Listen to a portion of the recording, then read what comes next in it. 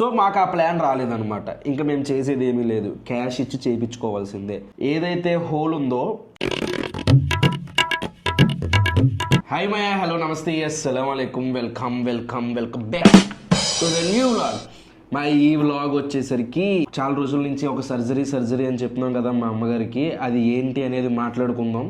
ఎందుకంటే ఎవరైతే daily vlogs చూసే మన సబ్స్క్రైబర్స్ ఉన్నారో నాకు ఇన్స్టాగ్రామ్లో, వాట్సాప్లో, నెక్స్ట్ కామెంట్లో కూడా అడుగుతున్నారు అసలు ఏం సర్జరీ మాయా, ఏమైందని చెప్పేసి. నాకు వాళ్ళకి చెప్పాల్సిన రెస్పాన్సిబిలిటీ ఉంది. యాజ్ ఏ డైలీ వ్లాగర్ నేను డైలీ వీడియో పెడతాను, వాళ్ళు చూస్తుంటారు. సో మమ్మల్ని వాళ్ళు ఓన్ చేసుకుని ఉంటారు కాబట్టి చెప్పాలి. కొత్తగా ఎవరైనా ఈ వ్లాగ్ చూసే వాళ్ళు ఉంటే మేబీ మీకు బోర్ కొట్టచ్చు, కుదిరితే వీడియో స్కిప్ చేసేయండి. లేదంటే మీకు ఈ ఫేస్ ఈ సిచ్యువేషన్ ఎవరన్నా మీ ఫ్యామిలీలో ఫేస్ చేసేటట్టయితే అది మీకు ఉపయోగపడుతుంది. ఇంకా మ్యాటర్ ఏంటో చెప్దాం.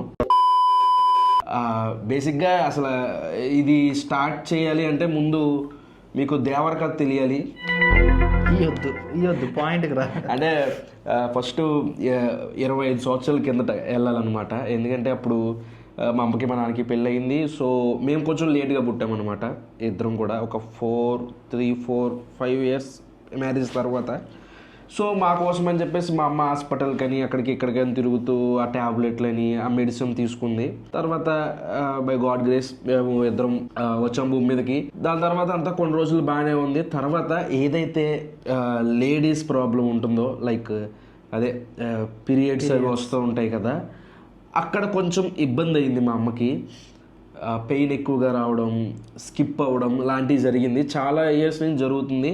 అయితే తెలిసిందే కదా, పిల్లలు ఎదుగుతున్న టైంలో ఏ తల్లైనా సరే ఆవిడ ఆరోగ్యాన్ని పక్కన పెట్టి పిల్లలకి స్కూల్కి పంపాలి, వాళ్ళకి వంట చేయాలి, ఇల్లు బాధ్యతలు, కష్టాలు, వాళ్ళ హస్బెండ్ని చూసుకోవాలి.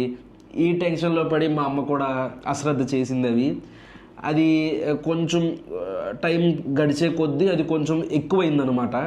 సో ఆ పెయిన్ ఎక్కువైపోవడంతో సరిగ్గా ఒక 3 ఇయర్స్ కిందట హాస్పిటల్కి తీసుకెళ్తే హాస్పిటల్లో డాక్టర్లు అది మొత్తం టెస్టులు చేసి అది ఏదైతే లోపల ఏమంటారు అదే గర్భసంచి ఏదైతే ఉంటుందో అది తీసేయాలి అని చెప్పారు. సో మా దగ్గర ఇంకో అవకాశం లేదు, ఎందుకంటే అది ఎట్టి పరిస్థితుల్లో తీయకపోతే ఇలాగే ఇబ్బంది పడతారని చెప్పారు. పెయిన్ కట్ మోస్ట్ ఇంకా ఫైనల్గా ఎంత పెయిన్ అయితే భరించగలదో అంత పెయిన్ వరకు వచ్చింది. అందుకనే ఇంకా వెమ్మటే హాస్పిటల్లో జాయిన్ చేసి ఆ సర్జరీ చేయించేసాము. అది బయటికి తీసేసిన తర్వాతే అసలైన ఇది అయింది. అయితే అది మనం ఓపెన్ సర్జరీ చేయించాం అనమాట. అప్పుడు అంటే మొత్తం కట్ చేసేసి లోపల నుంచి తీసేశారు. చేసిన తర్వాత మా చెల్లి మ్యారేజ్ వచ్చింది. అది చేసిన తర్వాత ఎటువంటి బరువు పనులు కానీ ఇవేమీ చేయకూడదు అనమాట. కానీ తప్పుద్దా, మా అమ్మ వాళ్ళ చెల్లి కూతురు, మా అమ్మకి పనులు ఉంటాయి, ఆటోమేటిక్గా అవి ఏవో ఒకటి చేయాల్సి వచ్చింది. అలాగా అది ఏమైందంటే ఆ ఆపరేషన్ తర్వాత అది ఇంకో ప్రాబ్లం కన్వర్ట్ అయిపోయింది. అది ఏంటంటే దాన్నే హెర్నియా అని అంటారు అన్నమాట. హెర్నియా అంటే ఏంటంటే చాలామందికి వస్తుందంట ఈ సర్జరీ అయిన తర్వాత. చాలామందికి అంటే రేరు, ఒక 20% కాదు, ఇది ఎప్పటి నుంచో ఉన్నదే ఉంటుంది అనమాట. 16 ఇయర్స్ బ్యాక్ వచ్చిన ప్రాబ్లం వచ్చిన వాళ్ళు కూడా ఉన్నారు చాలా మంది. ఆల్రెడీ రీసెర్చ్ చేస్తే కనిపించింది, వాళ్ళు కూడా ఉన్నారు. అయితే అది ఏమవుతుందంటే ఆ ప్రాబ్లం ఏంటంటే, ఇప్పుడు మా అమ్మకి ప్రాబ్లం ఏంటంటే ఇక్కడ ఈ ప్లేస్లో లోపల స్కిన్కి ఎంత హోల్ పడింది అనమాట. ఒక 4 ఇంచెస్ హోల్ పడి లోపల ఏదైతే ఆ ఇంటెస్టైన్ ఉంటుందో అది ఏమన్నా పనులు చేసినా, ఏమైనా బరువులు ఎత్తినా, ఎక్కువ నడిచినా అది కిందకు వస్తుంది. మా అమ్మ ఒక 6-7 మంత్స్ ముందు అది అబ్జర్వ్ చేసింది. ఏంటి ఇలా అవుతుంది ఏంటి అని చెప్పేసి అప్పుడు డాక్టర్ దగ్గర తీసుకెళ్ళాం. డాక్టర్ గారు కొన్ని ట్యాబ్లెట్లు ఇచ్చారు, అవి వాడితే తగ్గిపోతాయి అమ్మ అన్నారు. వాడిన తర్వాత కూడా అది తగ్గలేదు. ఇక ఇది కాదు, ఇంకో ఆప్షన్ ఏంటని అడిగితే మళ్ళీ ఆపరేషన్ చేయాలి అన్నారు. నాకు మళ్ళీ గుండెల్లో రాయి ఏడిపోయింది. ఆల్రెడీ ఫస్ట్ ఆపరేషన్కి చాలా ఇబ్బంది పడిపోయింది. అంటే కొంచెం పెద్ద వయసు, మేము పెరుగుతున్నాం, వాళ్ళ వయసు పెరుగుతుంది. ఆ ఓపెన్ సర్జరీకే చాలా ఇబ్బంది పడిపోయింది. అయినా సరే తప్పలేదు. ఇప్పుడు జరిగే సర్జరీ చెప్పే ముందు ఒక విషయం చెప్పాలనుకుంటున్నాను. ఎవరైతే లేడీస్ నా సబ్స్క్రైబర్లు చూస్తున్నారో, నా అక్క చెల్లెల్లాగా చెప్తున్నాను, వాళ్ళకి చాలా హెల్త్ మీద కాన్సన్ట్రేషన్ చేయండి. ఇవైతే మీకు అవి డైలీ మంత్కి వస్తుందో అది కొంచెం లేట్ అయినా అశ్రద్ధ చేయకుండా కొంచెం హెల్త్ మీద డైట్ మీద ఫోకస్ చేసి ఏదైతే ఈ పీసీఓడి ప్రాబ్లం ఉందో దాన్ని మళ్ళీ మనం కరెక్ట్ వేలో చేయొచ్చు. చాలా అవకాశాలు ఉన్నాయి. కాకపోతే మెయిన్ డైట్ తీసుకోవాలి, కొంచెం ఫిజికల్ యాక్టివిటీ ఉండాలి. మీరు ఏంటంటే గిన్నెలు తోముతాం, బట్టలు దూతున్నాం, అటు ఇటు నడుస్తాం కదా, యాక్టివిటీ సరిపోద్దని అనుకుంటారు. కానీ అది సరిపోదు, ఇంకా ఎక్సర్సైజ్ కావాలి. దానికి చాలా ఉన్నాయి. ముందు నా సబ్స్క్రైబర్లో నా అక్క చెల్లెలు ఎవరైతే ఉన్నారో వాళ్ళందరికీ మళ్ళీ కొంచెం గట్టిగా తీసుకుని ఫ్యూచర్లో ఇబ్బంది పడిపోతారు. ఇప్పుడు పర్లేదులే కొంచెం అటు ఇటు 2-3 రోజులైనా అయిపోతుంది కదా అన్న ఆలోచనలు ఉంటే ఫ్యూచర్లో ఇబ్బంది పడిపోతారు. అది గట్టి ఫోకస్ చేయండి. తర్వాత హాస్పిటల్కి వెళ్ళాము, టెస్టులు చేయించాము. ఫస్ట్ ఏఏజీ హాస్పిటల్ తీసుకెళ్ళాము. మీరు ఆల్రెడీ చూశారు వ్లాగ్లో. మొత్తం టెస్టులు చేశారు. హోల్ ఉందమ్మా, అది ఆపరేషన్ చేయాలి. ఏదైతే హోల్ ఉందో ఆ హోల్ని ఒక మెస్ పెట్టి ఆ హోల్ను మూసేస్తే తర్వాత ఆ పేగ ఏదైతే ఉందో అది కిందకి రాదు, లోపలికి వెళ్ళిపోతుంది అని చెప్పారు. సరే, ఒక్క హాస్పిటల్లోనే ఎందుకు 2-3 హాస్పిటల్లో చూపిద్దామని చెప్పేసి ఇంకా 3-4 హాస్పిటల్స్ తిప్పాము. ఎక్కడికి వెళ్ళినా ఆపరేషన్ పక్క చేయాలి అన్నారు. కాకపోతే ఇంకో విషయం ఒకటి చెప్పాలి. మీకు గుర్తుందా, నేను అందరినీ ఇన్సూరెన్స్ తీసుకోమని చెప్పాను. ఇంకా ఎవరన్నా తీసుకోలేని వాళ్ళు ఉంటే అర్జెంటుగా ఇన్సూరెన్స్ గురించి నాలెడ్జ్ తెచ్చుకుని ఈ అడ్వర్టైజ్మెంట్లు నమ్మకండి. మీరు నాలెడ్జ్ తెచ్చుకోండి. మీ చుట్టాల్లో ఎవరన్నా ఉంటారు కదా, వాళ్ళు ఆల్రెడీ హాస్పిటల్కి వెళ్తే క్యాష్ వచ్చేస్తుందా లేదా, అవుతుందా లేదా, ఒకవేళ రియంబర్స్మెంట్ వస్తుంటే రావాల్సి ఉంటే త్వరగా వస్తుందా లేదా కనుక్కొని కట్టండి. ఎందుకంటే కొన్ని ప్రాబ్లమ్స్ ఒక 10 నుంచి 15 ప్రాబ్లమ్స్ ఉన్నాయి. అవి నువ్వు 2 years కట్టిన తర్వాతే అవి యాక్టివేట్ అవుతాయి. అప్పుడే క్లెయిమ్ చేసుకోవడానికి ఛాన్సెస్ ఉన్నాయి. కళ్ళు ఆపరేషను, నెక్స్ట్ ఇప్పుడు ఇంకా చిన్న ఆపరేషన్, లేడీస్ రిలేటెడ్ ఆపరేషన్, ముక్కు వంకరు ఉంటే దాన్ని సర్జరీ చేయించాలి, ఇలాంటివి కొన్ని ఉన్నాయి. అందులో ఈ హెర్నియా కూడా వచ్చిందన్నమాట. వీటిని లాంగ్ టర్మ్ గ్రోయింగ్ ప్రాబ్లమ్స్ అని ఏమంటారంట సంథింగ్ వాటికి. అయితే ఇప్పుడు 2 years కట్టిన తర్వాత అది యాక్టివేట్ అవుద్ది.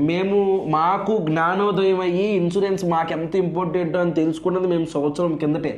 సో మాకు ఆ ప్లాన్ రాలేదన్నమాట. ఇంకా మేము చేసేది ఏమీ లేదు, క్యాష్ ఇచ్చి చేయించుకోవాల్సిందే. అలాగే హాస్పిటల్ తిరిగాము, ఒక హాస్పిటల్ సెలెక్ట్ చేసుకున్నాము. హాస్పిటల్ డాక్టర్ దగ్గరికి వెళ్ళాము. ఆయన చెప్పిన విధానం కూడా మాకు బాగా నచ్చింది. ఏదైతే ఈ ప్రాబ్లం ఉందో ఇక్కడి నుంచి ఇక్కడికి ఆల్రెడీ స్టిచ్చెస్ ఉన్నాయి కదా, మొన్న ఆపరేషన్ చేసి అది గర్భసంచి తీస్తారు కదా, అక్కడ కుట్లు ఏదైతే ఉన్నాయో ఈ సైడ్కి చిన్న ముక్క వరకు హోల్ పడింది. డాక్టర్లు అందరూ ఇక్కడి నుంచి ఇక్కడికి మెస్ వేస్తామన్నారు. కానీ ఈ డాక్టర్ మాత్రం ఇక్కడి నుంచి ఇక్కడికి మెస్ వేయడంతో పాటు ఇది మొత్తం కూడా మెస్ వేస్తాను ఇక్కడి నుంచి ఇక్కడికి, ఫ్యూచర్లో మళ్ళీ ఇది రాకుండా ఉంటుంది అని చెప్పేసి చెప్పారనమాట. మిగిలిన డాక్టర్లు ఏంటంటే మనం ఇప్పుడు ఆపరేషన్ చేసినా చాలా జాగ్రత్తగా ఉండాలి, ఫ్యూచర్లో రాకుండా వచ్చే అవకాశాలు ఉన్నాయి, రాకుండా మీరే జాగ్రత్త పడాలి అని చెప్పారు. సో ఈయన చెప్పిన విధానంతో మేము ఇక్కడ కమిట్ అయ్యాము. ఎల్లుండి ఆపరేషను అదనమాట. ఇప్పుడు మా అమ్మగారికి చేసే ఆపరేషన్ వచ్చేసరికి హెర్నియా. చాలామందికి తెలిసి ఉంటుంది, తెలియకపోతే ఒకసారి యూట్యూబ్లో సెర్చ్ చేయండి. ఇది చేసే విధానం కూడా ఇంతకుముందు చేసేది తప్ప ఓపెన్ సర్జరీ కాకుండా ల్యాప్రోస్కోపీ మీదే చేపిస్తున్నాము. అదే బెస్ట్, ఎందుకంటే టెక్నాలజీని యూజ్ చేసుకోవాలి. చాలామంది మళ్ళీ ఓపెన్కి వెళ్ళమన్నారు. మేము ఆ రిస్క్ చేయదలుచుకోవట్లేదు, ఎందుకంటే వయసు పెరుగుతుంది. ఇప్పుడు ఆ ఓపెన్ సర్జరీ చేస్తే కనీసం 6 months ఈజీగా 6 months దాకా మళ్ళీ బెడ్ రెస్ట్ కావాలి. మళ్ళీ ఈ బెడ్ రెస్ట్లో ఆటోమేటిక్గా జాయింట్లు పట్టేస్తాయి, మోకాళ్ళు పట్టేస్తాయి, పనులు చేయడం అలవాటు తప్పుకుపోద్ది. ఇవన్నీ చేయకుండా డైరెక్ట్ ఇక ల్యాప్రోస్కోపీకి వెళ్ళిపోతున్నాం అనమాట. ఎల్లుండ ఆపరేషన్ ఉంది, ఎల్లుండ మార్నింగ్ సర్జరీ ఉందన్నమాట. మ్యాక్సిమము ఆ దేవుడి దయ వల్ల మీ అందరి బ్లెస్సింగ్స్ వల్ల అంతా బాగా జరుగుతాయి, అదే హ్యాపీ. మా ముందు చాలా పెద్ద గండం ఉంది. ఇప్పుడు దేవుడు ఇది ఒక్కటి మమ్మల్ని సక్సెస్ఫుల్గా బయటకు తీసుకొస్తే జాగ్రత్త పడుతూ మా అమ్మాల ఆరోగ్యం కూడా జాగ్రత్త చూసుకోవాలి.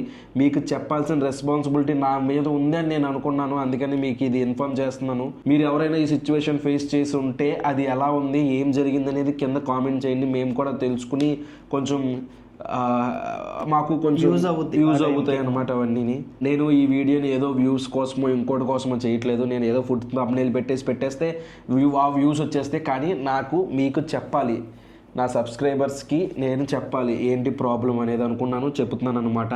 యూజ్ అయ్యే వాళ్ళకి యూజ్ అవుతుంది. ఈ ప్రాబ్లంతో ఎవరైనా ఇబ్బంది పడే వాళ్ళకు ఉంటే ఆ అర్జెంట్గా ఈ వీడియో వాళ్ళకి షేర్ చేయండి, ఉపయోగపడచ్చు.